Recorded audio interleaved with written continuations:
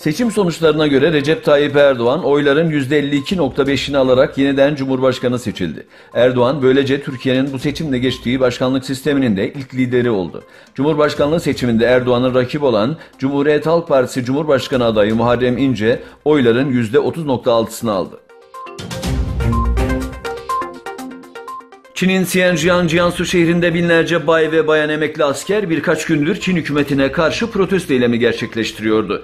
Gelen son bilgilere göre dün on binlerce polisin müdahalesiyle eylemcilerin çoğunun eski okul ve spor salonlarına hapsedildiği bildirildi.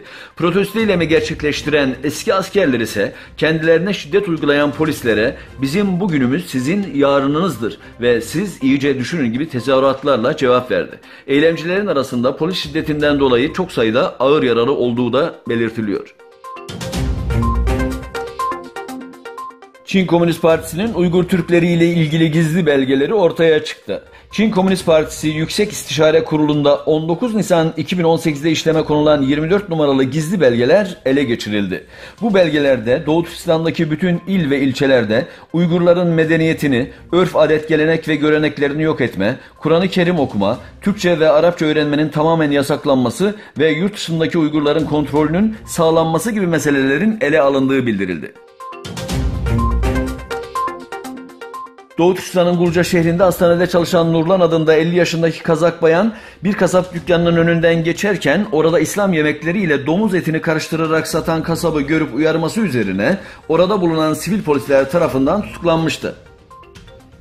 3 ay sonra çıkarıldığı mahkemece dinle alakalı sözler sarf ettiği bahanesiyle 16 yıl hapis cezasına çarptırıldığı, mahkemeden 3 gün sonra hapiste ölü bulunduğu bildirildi. Cesedini ailesine teslim eden polislerin Nurlan'ın ailesinin bu durumu gizlememesi halinde aile bireylerini de hapse atmakla tehdit ettiği açıklandı.